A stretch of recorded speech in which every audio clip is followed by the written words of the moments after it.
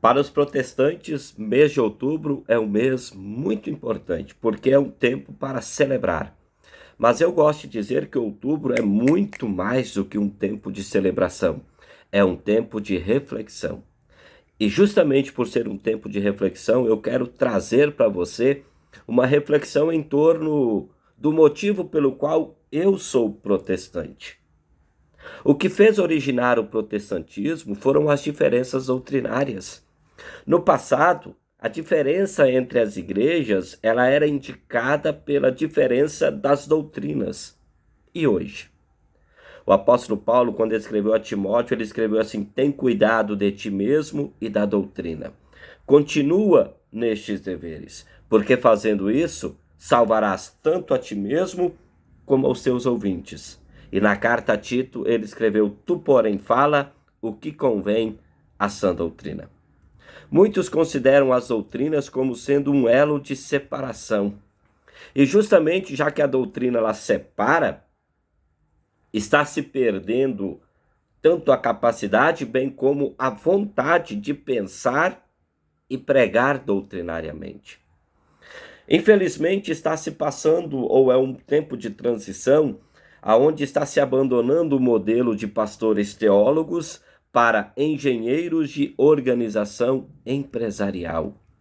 Sem estudo das doutrinas bíblicas, o que está se gerando é justamente muitas pessoas ignorantes biblicamente. Sim, sim, eu sei.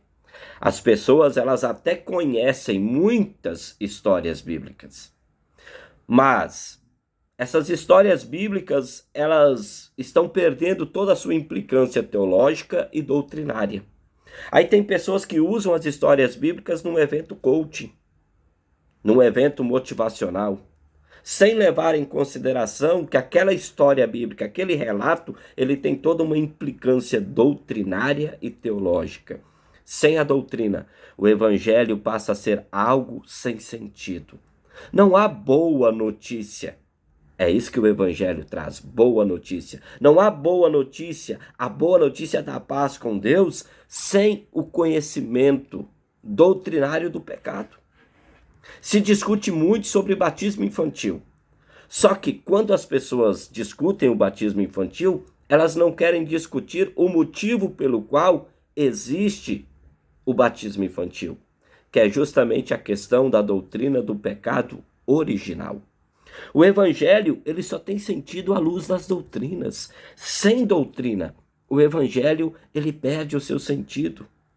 A igreja, ela não é uma composição de clientes. A igreja é uma composição de pessoas redimidas pelo sangue de Jesus Cristo.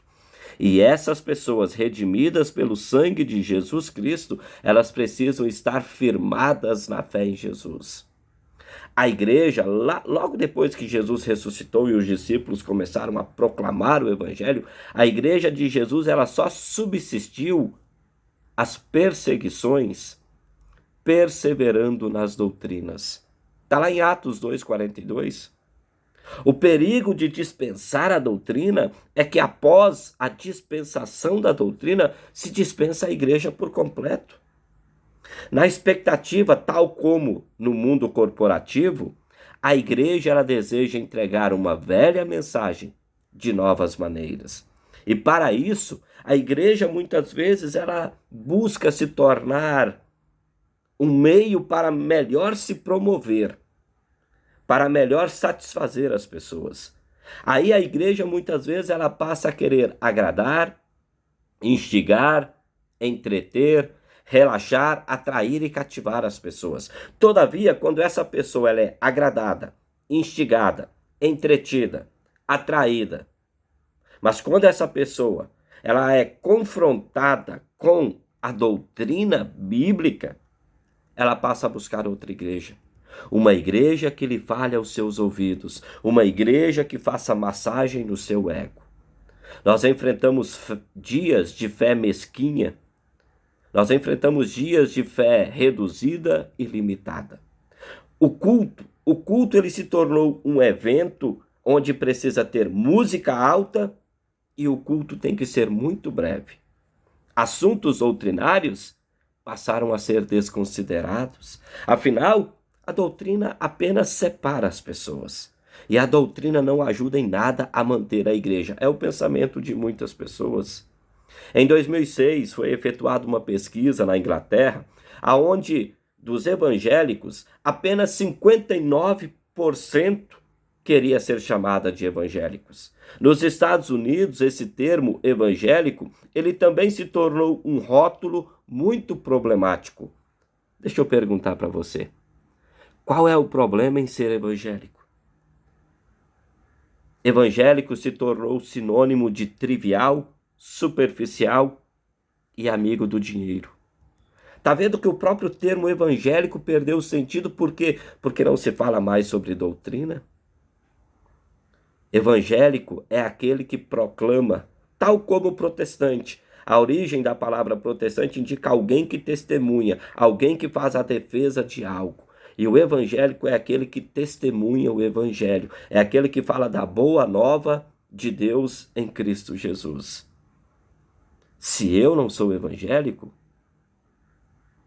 o que de fato eu sou? Nada é mais evangélico do que o tripé da reforma. O tripé da reforma, sola escritura, onde a verdade de Deus é revelada. Eu não preciso de outra revelação. Nada é mais evangélico do que o sola gratia, onde eu sei que eu sou salvo em Cristo. É preciso se libertar das pesadas cargas religiosas ou da religiosidade. Não há nada mais evangélico do que o sola fide. A fé que me agarra em Cristo me salva. Todo aquele que crê em Jesus tem a vida eterna. Esses três sola, somente a Escritura, somente a graça e somente a fé, certificam para mim que o futuro me está garantido. Que o futuro é algo seguro e certo. Todavia, a certeza desse futuro me faz também me preocupar muito com o presente, aonde eu preciso manter-me fiel no ensino das Escrituras Sagradas, de acordo com as doutrinas bíblicas. Deus te abençoe, um forte abraço para você, para toda a sua família, até um outro momento, se o Papai do Céu assim nos permitir. Tchau, tchau!